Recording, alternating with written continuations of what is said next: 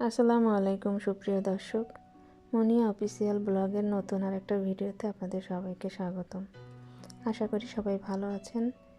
আজ আমি আপনাদের সাথে শেয়ার করব মটরশুঁটি দিয়ে ট্যাংরা মাছ, আলু, টমেটোর একটা অসাধারণ মজার রেসিপি।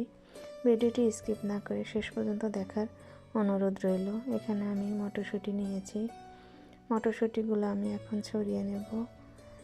তো যারা আমার ভিডিওটি দেখছেন শেষ পর্যন্ত দেখার অনুরোধ রইল। তো মটরশুঁটি আমি ছাড়িয়ে নিয়েছি। এখানে আমি 2 কাপ মতো মটরশুঁটি নিব। মটরশুঁটিগুলো বেশ তরতাজা ছিল, একদম মোটা মোটা দানাও ছিল। তো এই মটরশুঁটিগুলো আমি ছড়িয়ে রেখে দিয়েছি।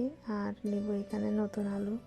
আলুটা আমি একটু লম্বা লম্বি করে মিডিয়াম সাইজ করে কেটে নিয়েছি। আর নিয়েছি কয়েকটা টমেটো।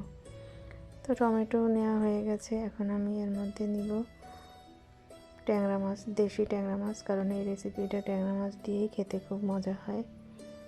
তো যারা আমার ভিডিওটি দেখছেন তাদেরকে অসংখ্য ধন্যবাদ।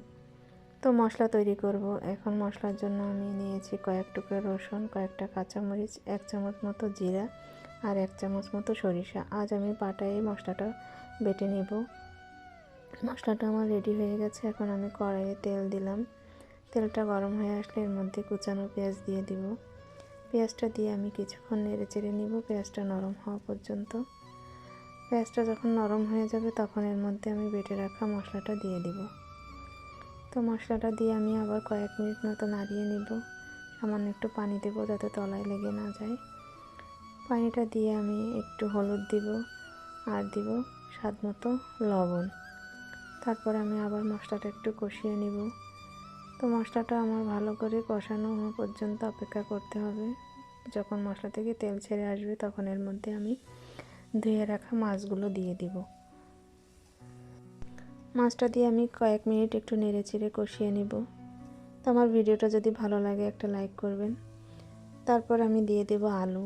আলুটা দিয়ে আমি আবারও মাছের সাথে কিছুক্ষণ কষিয়ে নিব। আলু দেওয়ার পর আমি এর মধ্যে সামান্য একটু পানি দিয়ে দিব আলুটা সিদ্ধ হওয়ার জন্য। তারপর আমি একটা ঢাকনা দিয়ে ঢেকে দিব। তো আমার ভিডিওটা যদি আপনাদের ভালো লাগে একটা লাইক করবেন, কমেন্ট করবেন এবং পারলে একটা শেয়ার করে দিবেন। তো আলুটা একটু সিদ্ধ হয়ে আসলে এর মধ্যে আমি মটরশুঁটি দিয়ে দিব। মটরশুঁটি দিয়ে আমি আবার কয়েক মিনিট একটু নেড়ে চেড়ে ঢাকনা দিয়ে ঢেকে রান্না করব। তো ঢাকনা দিয়ে ঢেকে দিলাম। তারপর আমি আবার তুলে এর মধ্যে একটু নেড়ে চেড়ে দিব। তারপরে আমি কয়েক মিনিট পরে দিয়ে দেব টমেটোটা দিয়ে আমি আর কোনো পানি দিব না, কারণ টমেটো থেকে পানি বের হবে। তো ভালো করে নেড়ে চেড়ে মিশিয়ে নিচ্ছি। এরপরে আমি টমেটোটা দিয়ে আবারও কিছুক্ষণ ঢাকনা দিয়ে ঢেকে রাখবো তরকারিটা সম্পূর্ণ সিদ্ধ হওয়ার জন্য। তো ঝোলটা যখন অনেকটা ঘন হয়ে আসবে তখন এর মধ্যে আমি ধনিয়া পাতা কুচি দিয়ে দিব। তো আমার ভিডিওটা যদি আপনাদের ভালো লাগে একটা লাইক করবেন, কমেন্ট করবেন এবং পারলে একটা শেয়ার করে দিবেন। আপনাদের লাইক কমেন্ট আমার জন্য খুবই গুরুত্বপূর্ণ। যারা এখনও সাবস্ক্রাইব করেননি তারা সাবস্ক্রাইব করে আমার পাশে থাকবেন। তো আমার তরকারিটা প্রায় হয়ে এসেছে। আমি এখন তরকারিটা চুলা থেকে নামিয়ে নিব। তো আমি আমার তরকারিটা নামিয়ে নিলাম। এতক্ষণ যারা আমার ভিডিওটি দেখছিলেন তাদেরকে আন্তরিক ধন্যবাদ জানাই। নতুন কোনো ভিডিও নিয়ে আবারও দেখা হবে। ততক্ষণ সুস্থ থাকবেন, ভালো থাকবেন। আল্লাহ হাফেজ।